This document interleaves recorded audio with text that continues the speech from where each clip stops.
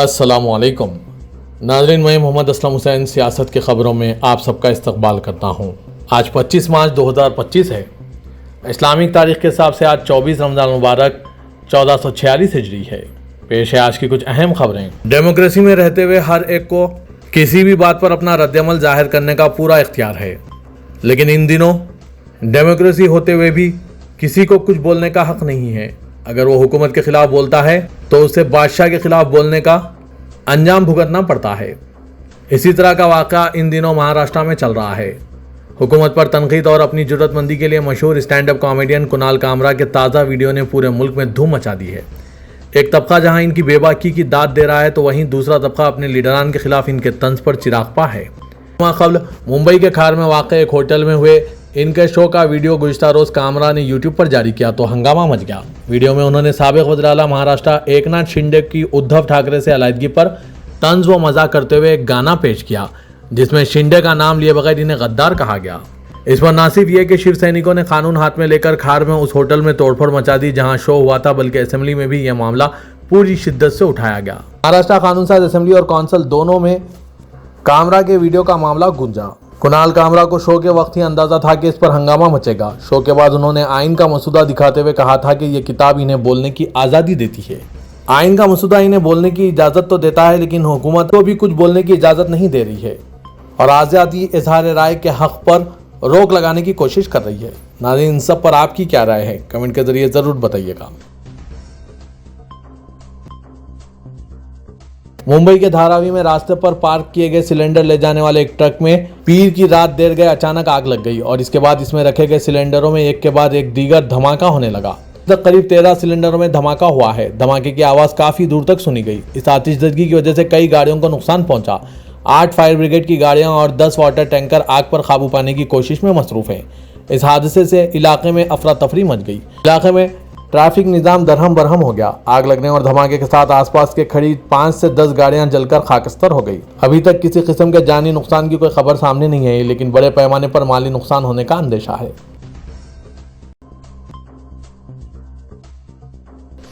Bulldozer action से मुतालिक supreme court के अहकामात और रहनुमा खतूत को बालाए ताक रखते हुए नागपुर इंतजामिया ने पुलिस के जरिए तशद्दुद के मास्टरमाइंड होने के इल्ज़ाम में फ़हीम खान के घर पर बुलडोजर चला दिया, जबकि सभी को पता है कि मास्टरमाइंड कौन है, किसने कलमे तैयबा की बेहुरमती की थी जिससे फसाद फूट पड़ा। क्या इनके घर पर बुलडोजर चला? नहीं।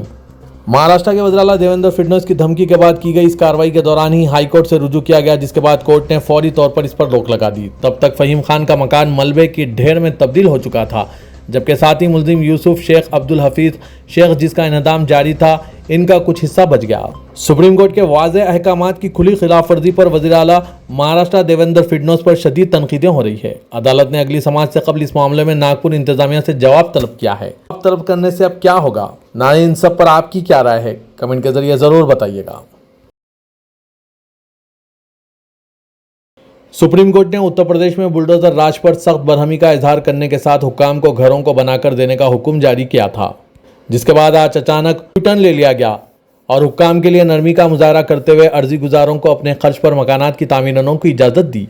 काबिल ज़िक्र है कि इलाहाबाद में कई मुसलमानों के घरों पर योगी हुकूमत के जरिए कानून की पासदारी के बगैर बुलडोजर कार्रवाई पर सुप्रीम कोर्ट ने गुज़िश्ता समाअत में सख्त नाराज़गी का इजहार किया था। अदालत उज़्मा ने अटॉर्नी जनरल के सारे दलाइल मुस्तरद करते हुए कहा था कि अब बस यही तरीका बचा है कि रियासती खर्च पर घरों की तामीरनों कराई जाए, लेकिन आज अदालत उज़्मा ने फैसले को यकसर बदल दिया। जस्टिस अभय एस ओका और जस्टिस उज्जवल भयान पर मुश्तमिल बेंच ने मालिकान को अपील दायर करने का वक्त दिए बगैर 24 घंटों के अंदर मकानात को मुनहदिम करने के तरीके पर अफसोस का इजहार किया। अदालत ने कहा कि वो दरख्वास्त गुजारों की अपनी लागत पर मस्मार की गई जायदादों की तामीरनों की इजाज़त देगी, जिसके तहत वो इस बात की ज़मानत देंगे कि वो मुकर्ररा वक्त के अंदर अपील दायर करेंगे, प्लॉट पर किसी किस्म का दावा नहीं करेंगे और किसी तीसरे फरीक के मफादात का रास्ता नहीं खोलेंगे। अगर इनकी अपीलें खारिज हो जाती है तो दरख्वास्त गुजार अपने खर्च पर मकानात मुनहदिम करेंगे।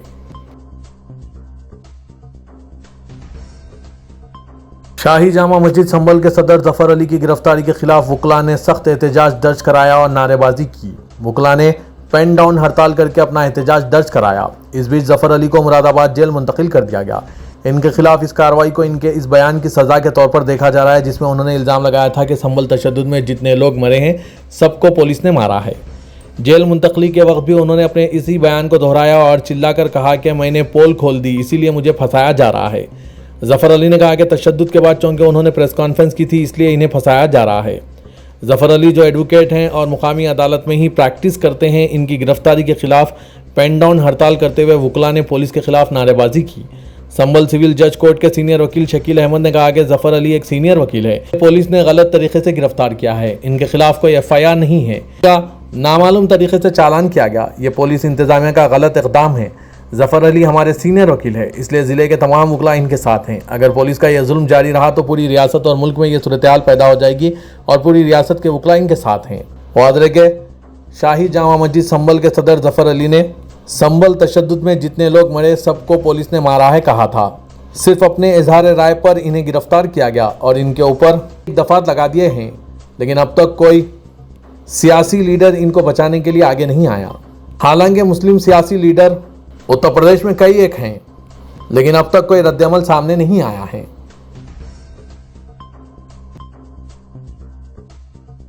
सदर कुल हिंद मजलिस इत्तेहादुल मुस्लिमीन और रुकन पार्लियामेंट असदुद्दीन ओवैसी ने वक्फ तरमीम बिल के खिलाफ 26 मार्च को मुस्लिम पर्सनल लॉ बोर्ड के एहतजाज को सही करार दिया और कहा कि यह गैर दस्तूरी बिल है। इसके खिलाफ दिल्ली में एहतजाज को मुनज़्ज़म किया गया था। ओवैसी ने कहा कि यह हमारी मजहबी आज़ादी को छीन लेता है। वक्फ बोर्ड में गैर मुस्लिम अरकान को शामिल करके गलत माहौल बनाया जा रहा है। इस तरह से दस्तूर की कई दफात की खिलाफ वर्जी हो रही है। किसी और धर्म के बोर्ड में दूसरे धर्म के अरकान को किस तरह नामजद किया जा सकता है। ओवैसी ने कहा कि वक्फ बाई यूजर में तनाज़ा या सरकारी ना होने शर्त रखी गई। अब जामा मस्जिद संभल तनाज़े में गई है तो क्या वो वक्फ बाकी नहीं रहेगी। पार्लियामेंट के रूबरू मस्जिद को सरकारी होने का दावा किया जाता है, क्या इसे भी हासिल कर लिया जाएगा। यह बिल मुसलमानों के खिलाफ प्रोजेक्ट है। ओवैसी ने अपने ट्वीट में कहा कि सुप्रीम कोर्ट के अहकाम महाराष्ट्र हुकूमत की खुली खिलाफवर्जी कर रही है। आज नागपुर तशद्दुद के मुलजिम के घर पर बुलडोजर चला दिया गया। सिर्फ इल्ज़ाम पर बुलडोजर चलाना गैर दस्तूरी है। अगर कोई कार्रवाई करना हो तो अदालत में सबूत पेश करके सजा दिलवाई जाती। कांग्रेस के सरबराह मल्लिकार्जुन खड़गे ने भारतीय जनता पार्टी पर मजहब की बुनियाद पर कानून बनाने का इल्जाम लगाया और कहा कि कर्नाटक हुकूमत का अवामी ठेकों में अहम अक़लियतों को रिजर्वेशन देने का फैसला रियासत में 1954 से रायज अमल से है।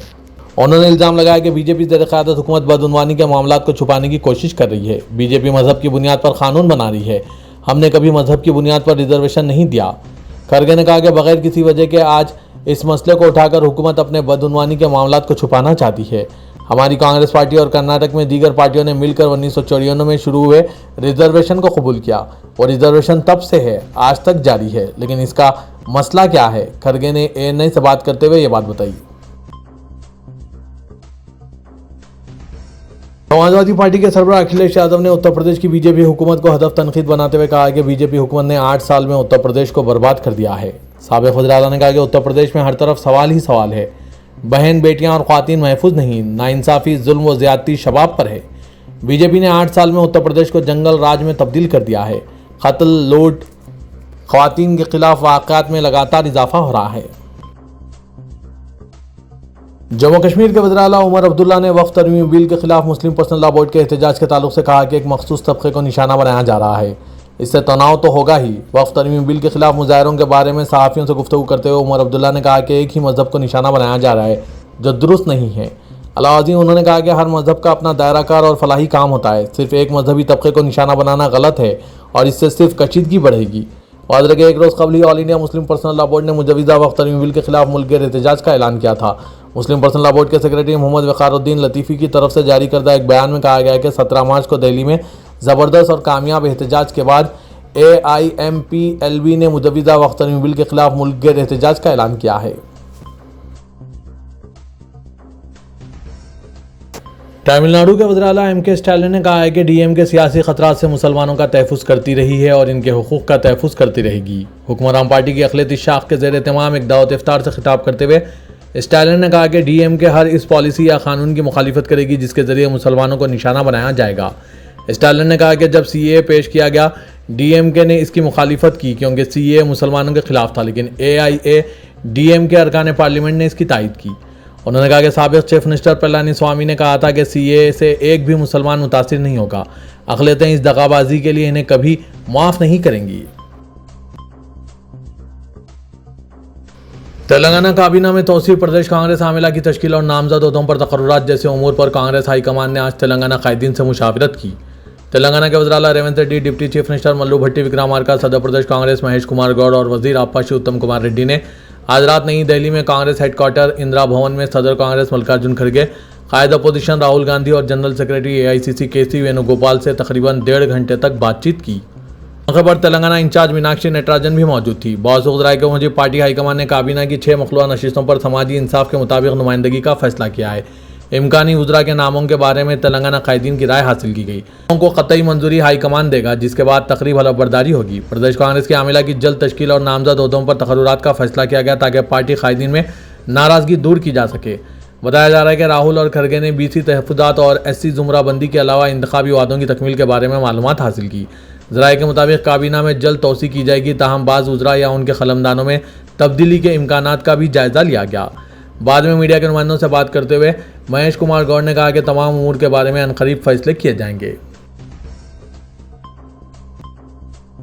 तेलंगाना के वज़ीर ट्रांसपोर्ट पूनम प्रभाकर ने कहा कि ट्रैफिक क़वानीन की मुसलसिल खिलाफ वर्जी पर ड्राइविंग लाइसेंस मनसूख कर दिए जाएंगे। उन्होंने कहा कि जो अफराद बार बार क़वानीन की खिलाफ वर्जी करेंगे, इनके लाइसेंस मनसूख कर दिए जाएंगे और इन्हें बहाल नहीं किया जाएगा। अगर वो नई गाड़ियाँ खरीदेंगे तो रजिस्ट्रेशन नहीं होगी। वज़ीर ने कहा कि हुकूमत जल्दी ही ये कानून नाफिज करेगी और अहकामात जारी किए जाएंगे। ये फैसला इन अफराद के लिए बड़ा धक्का होगा जो ट्रैफिक कानून की परवाह नहीं करते।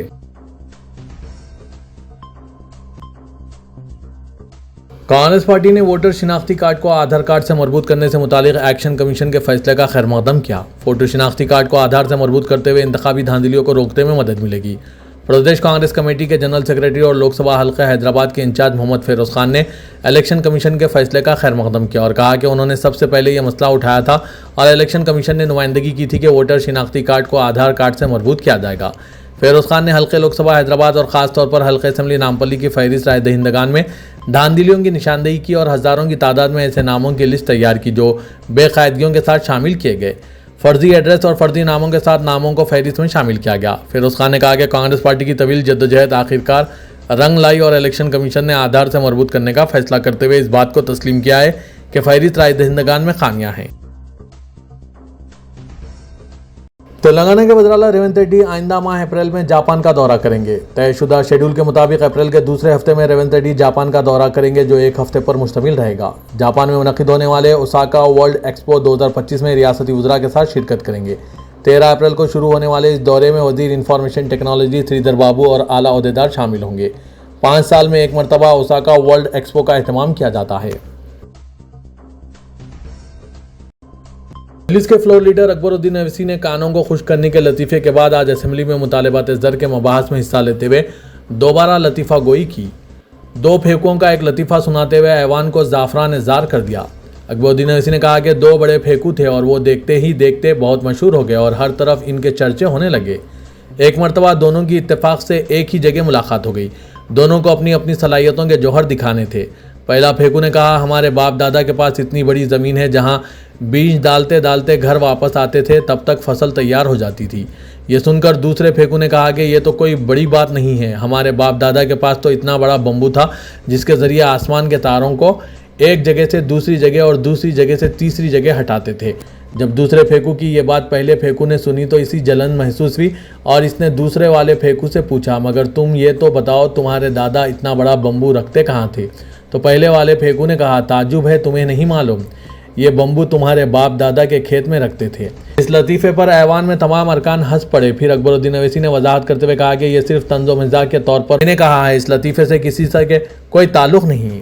दरअसल मैंने ये लतीफ़ा गोई इसलिए की क्योंकि इलेक्शन आने से पहले हर पार्टी अवाम को हथेली में जन्नत दिखाती है और इनको मुख्तलिफ़ किस्म के तरग़ीबात देते हैं। इनसे कई वादे तो कर देते हैं लेकिन इलेक्शन जीतने के बाद इसे पूरा नहीं करते। खुद इनकी पार्टी में इस तरह के वाक़यात पेश आते हैं। वो अपने अराकीन असेंबली और अराकीन बल्दिया से भी अपने हलकों के कामों के बारे में तफसीलात हासिल किए तो बेहतर होता। तेलंगाना हुकूमत की जानिब से अक़लियतों के लिए हज़ारों करोड़ रुपए के फंड्स का बजट में ऐलान तो कर दिया गया है और ऐवान असेंबली में ऐवान व मुअज़्ज़िज़ीन के तनख्वाहों के बारे में वज़ीर आला ने बयान भी दिया है और जल्द से जल्द तनख्वाहों को रिलीज़ करने का तयक़ुन भी दिया है। लेकिन हुकूमत के तहत चलाए जाने वाले अक़लियती इदारों में इनको तनख्वाहों के बर वक्त अदायगी नहीं होने से नाराज़गी पाई जा रही है। हुकूमत के तहत चलने वाले एक बड़ा अक़लियती इदारा हज कमेटी, जिसके मुलाजमीन को गुज़िश्ता 3 महीनों से तनख्वाह नहीं दी गई है। हज कमेटी में तमाम मुलाजमीन मुसलमान हैं और उन्हें इस माह मुक़द्दस रमज़ान मुबारक में काफ़ी परेशानियों का सामना करना पड़ रहा है। बास तो कर्ज लेकर घर चलाने पर मजबूर हो गए हैं। मुलाजमीन चेयरमैन हज कमेटी को भी अपनी परेशानी सुनाने से कासिर है, क्योंकि कोई भी इनकी मदद के बजाय उंगलियां उठाने का काम करते हैं। हुकूमत और हज कमेटी के चेयरमैन को इस जानिब तवज्जो देते हुए तमाम मुलाजमीन की तनख्वाह ईद से कबल रिलीज करवाना चाहिए, ताकि हज कमेटी में मौजूद तमाम मुलाजमीन के घर भी खुशू व खुजू के साथ ईद मनाई जा सके। तेलंगाना हज कमेटी के मुलाजमीन ने सियासत से बात करते हुए बताया कि इससे कबल कभी ऐसा नहीं हुआ। यह पहली मरतबा है कि 3 महीने से तनख्वाह नहीं दी गई है। अलखसमली नामपल्ली के अहमदनगर डिवीजन फसलांसर में कम्युनिस्ट पार्टी की आवाज़ तंजीम की जानिब से गरीबों व मुस्तहिक अफराद में माह मुक़द्दस रमज़ान मुबारक में राशन किट्स तकसीम किए जा रहे हैं। आवाज़ तंजीम के वाइस प्रेसिडेंट अरशद अहमद की जानिब से रोज़ाना 60 से 70 अफराद में राशन किट्स की तकसीम अमल में लाई जा रही है। अब आखिरी दहे में राशन किट्स के साथ साथ ईद के लिए भी किट्स में सामान फराहम किया जा रहा है। अरशद अहमद ने सियासत से बात करते हुए बताया कि इनकी जानिब से अब तक 600 से ज़्यादा गरीब व मुस्तहिक अफराद में राशन किट्स तकसीम किए जा चुके हैं और आज भी ये काम अंजाम दिया जा रहा है और आइंदा रमज़ान के आखिरी दिन तक जारी रहेगा। नुकने कानून साज कौंसिल के कविता ने कहा कि पार्टी पार्लियामेंट में वक्त तरीन बिल की मुखालिफत करेगी। बांसवाड़ा में इफ्तार पार्टी में शिरकत के बाद ANI से बात करते हुए कि कविता ने मुस्लिम कम्युनिटी के लिए BRS पार्टी की हिमायत का इआदा किया और तेलंगाना तहरीक के दौरान अक़लियती बिरादरी की हिमायत का एतराफ़ किया। कविता ने कहा कि हम बांसवाड़ा में अपने लोगों के साथ रमज़ान मना रहे हैं और हम मरकज़ी हुकूमत की मौजूदा सूरत हाल के बारे में बात कर रहे हैं और किस तरह मौजूदा मरकज़ी हुकूमत एक ऐसा बिल लाने की कोशिश कर रही है जो मुसलमानों के वक्फ इमलाक को अपने कब्ज़े में लेने जा रहा है। BRS पार्टी एक पार्टी के तौर पर इसकी मुखालिफत करेगी और हम अपनी मुस्लिम बरादरी के साथ हैं और हमेशा इनके साथ रहेंगे।